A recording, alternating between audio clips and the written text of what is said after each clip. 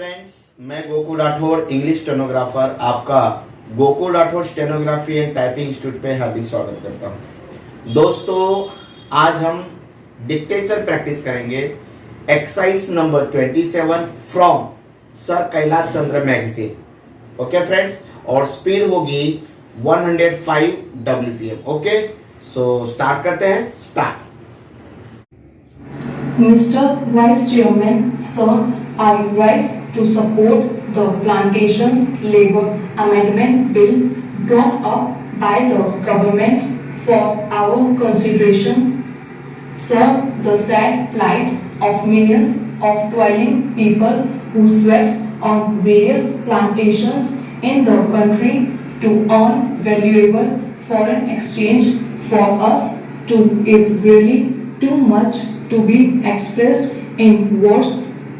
These workers live and work in most unhuman and pitiable conditions. These plantations include tea, coffee, cinchona, rubber, etc.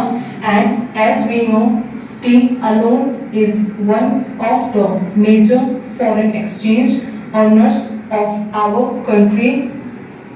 But sir, it is indeed most regrettable that notwithstanding a lapse of 62 years since our independence, these workers who earn crores and crores of rupees by way of foreign exchange have to live in most miserable conditions.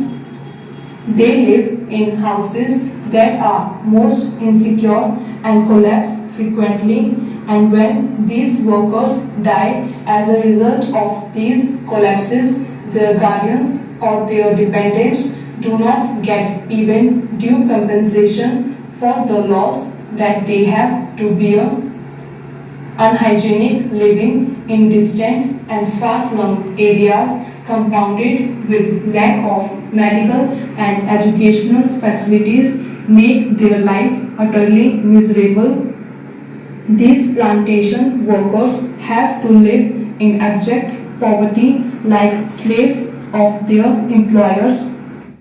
And as we know, most of these plantations are still foreign-owned establishments, last vestiges of the colonial rule, the British rule, and as I said, it is a matter of deep regret for all of us that despite enacting an act, the Plantations Labour Act 2001, we have not yet been able to effect any improvement in their conditions.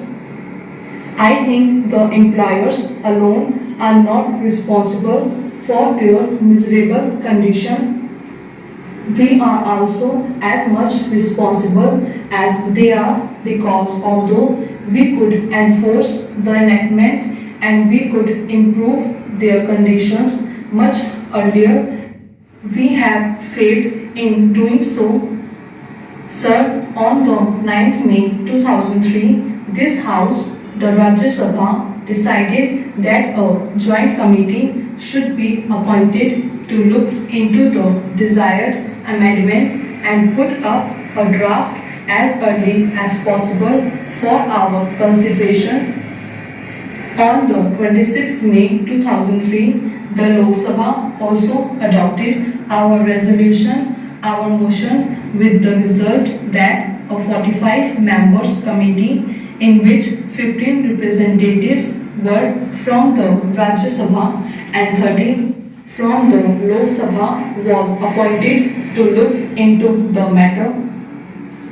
This committee was to submit its report on the first day of the 15th session of the Rajya Sabha, that was in 2003.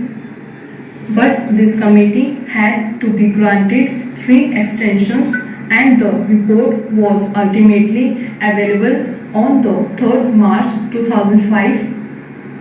At that time, as we all know, the so-called JP's movement of total revolution was at its peak.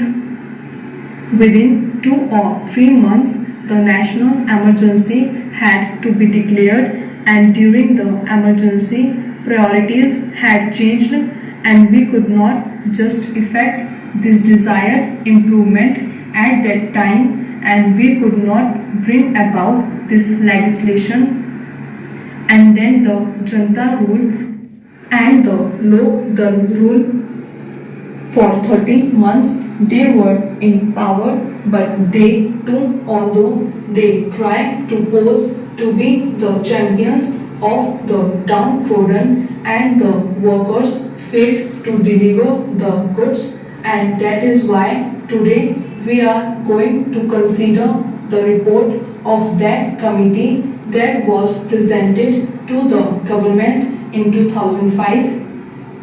Therefore, we are also equally responsible for not ameliorating their conditions and their plight.